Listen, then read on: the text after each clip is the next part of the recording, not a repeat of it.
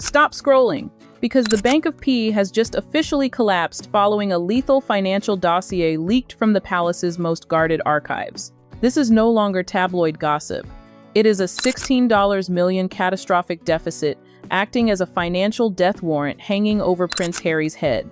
This black hole began with the Montecito estate, a $9.5 million white elephant now strangling Harry's liquidity. As the U.S. economy shifts, skyrocketing variable interest rates have transformed his dream home into a high-speed money shredder with no off switch. But that was only the opening act of the nightmare. Harry has incinerated an additional $4 million on hollow legal crusades, where he didn't buy justice, only bitter, multi-million-dollar invoices from the other side. On top of that, a paranoia premium of $2. $5 million for elite private security means every breath of his freedom now comes with a throat-cutting price tag. With the gold mines of Netflix and Spotify officially running dry, Harry isn't just broke. He is in structural insolvency, a financial trap where every move leads to a deeper burial. Right now, Harry is holding his breath, waiting for a wire transfer confirmation code from London to save his soul. But he has no idea that a cold, iron hand has already reached out to lock the royal vault forever. Are you ready to see the exact moment Princess Anne ripped up the bailout check right in front of the king's face? The pen was hovering just inches from the paper when the air in the oak room at St. James's Palace turned to ice.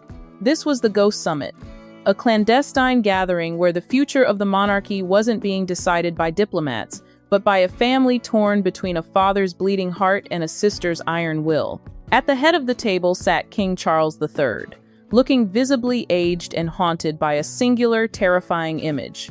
A prince of the realm standing humiliated in a U.S. bankruptcy court. To Charles, the $16 million debt wasn't just a number. It was a ticking time bomb that threatened to tarnish the crown forever. Driven by a desperate paternal instinct, the king prepared to do the unthinkable, open the private vaults of the Duchy of Lancaster. This was to be a mercy mission, a silent wire transfer intended to bury Harry's failures and buy his perpetual silence. Charles wasn't just trying to pay off a mortgage, he was trying to buy back the peace of his reign with a private settlement. The room was suffocatingly silent as the king reached for the checkbook, ready to authorize a lifeline that would effectively subsidize the Sussex lifestyle one last time. It was a moment of pure emotional surrender, a father choosing his son over his duty. But the king forgot one thing. He wasn't the only one at the table. Just as the authorization was about to be signed, Princess Anne, the Princess Royal, leaned forward with the cold precision of a military strategist. She didn't see a nephew in need. She saw a toxic asset that was drilling holes in the hull of the ship of state.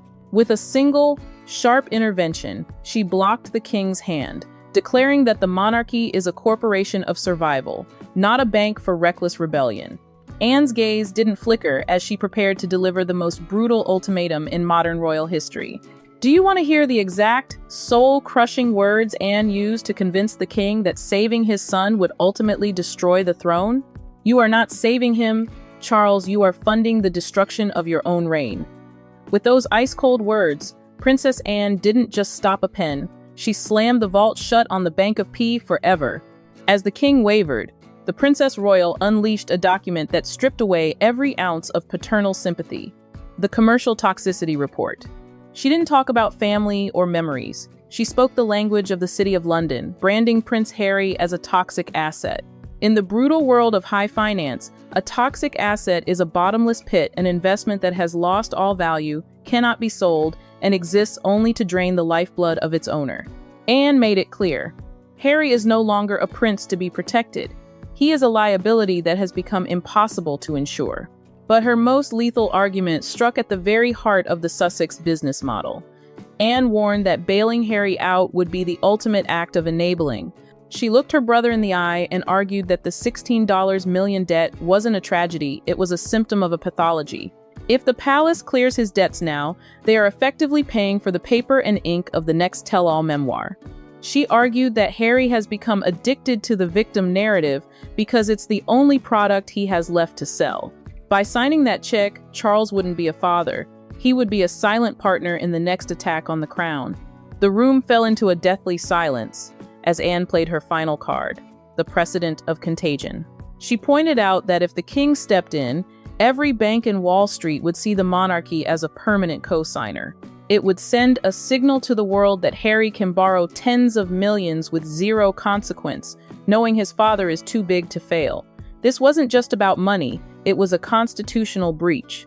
Using the Duchy of Lancaster to fund a non-working royal who has declared war on the institution is a drill bit to the hull of the ship of state. Anne's ultimatum was final. Either the king lets the sailor sink, or the sailor sinks the ship. But as the king's hand finally pulled back from the table, a chilling realization hit the room. While they were debating his fate in London, 5,000 miles away in Montecito, Harry was already picking up the phone, expecting a wire transfer that would never arrive. Do you want to hear the exact, soul-crushing moment Harry realized his calls to the palace were being redirected to a disconnected line? The dial tone was the last thing Harry expected to hear, but it was the first sign that the Street James protocol had just been activated. This wasn't a family dispute anymore. It was a total institutional blackout. 5,000 miles away in Montecito, the prince reportedly picked up the phone, expecting the familiar, deferential voice of a palace aide confirming the $16 million rescue. Instead, he was met with the soul-crushing chill of administrative silence. The private back channels were gone. The numbers he had dialed for 40 years were dead. In their place stood a wall of high-priced external lawyers who delivered a message that felt like a guillotine blade. The Crown assumes no liability for private commercial debts. Princess Anne didn't just block the exit. She burned the bridge behind him. Under her directive, the Bank of P wasn't just closed, it had been liquidated. The protocol replaced paternal warmth with a cold, forensic firewall. Harry was no longer being treated as a son in trouble. He was being handled as a defaulted vendor. According to insiders, the shock in Montecito turned to pure panic when the email arrived. It wasn't the wire transfer confirmation he had prayed for. It was a counterstrike.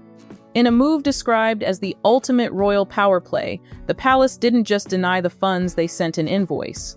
The dossier revealed that Anne had authorized a formal demand for outstanding costs regarding the renovations of Frogmore Cottage and other legacy expenses. The message was brutal. You are not a beneficiary of this family. You are a debtor to this state. By shifting the relationship from familial to contractual, Anne stripped Harry of his last bit of leverage. He was left standing on his terrace, holding a phone that wouldn't connect, staring at a mortgage that was about to default, realizing that for the first time in his life, the emergency button had been disconnected. The invisible safety net that had caught him every time he fell for 4 decades had been retracted in a single afternoon. But the most terrifying part of the Street James protocol wasn't the money, it was the isolation. As the sun set over California, Harry realized he wasn't just facing bankruptcy. He was facing the Great Disconnect, and the palace was about to issue an ultimatum that would force him to choose between his royal blood and his financial survival. Are you ready to see the final, brutal choice Princess Anne has laid on the table, the one that will strip Harry of his titles if he can't pay the bill? The golden parachute has officially failed, leaving Prince Harry to face the most brutal reality of all. You cannot set fire to the headquarters and still expect the company to pay your pension. As the dust settles on the Street James protocol, the world is witnessing the painful transformation of a prince into something he never prepared to be, just another man with a massive mortgage and a deadline he cannot meet. This is no longer a royal drama. It is a profound lesson in the high cost of true independence. Princess Anne, acting as the rational guardian of the crown, has proven that accountability is not an act of cruelty, but a necessity for survival. She has forced Harry to face a truth that resonates far beyond palace walls. Freedom without responsibility is nothing more than a fantasy. By cutting the financial cord, the monarchy has sent a shockwave of clarity to anyone watching. You cannot demand the autonomy of a private citizen while clinging to the safety net of a sovereign. This is the ultimate educational moment in self-reliance. Harry's fall is a stark reminder that when you choose to walk away, you must be prepared to carry the weight of your own world. Anne didn't just protect the king's coffers. She gave Harry the only gift left to give the chance to finally grow up and earn his own way. The era of the royal bailout is dead, and in its place, a new age of consequence has begun. Was Princess Anne a cold-hearted aunt, or a necessary savior of the institution? Thank you for diving deep into this forensic audit with us today. Don't forget to hit that like button to keep seeking the truth behind the headlines.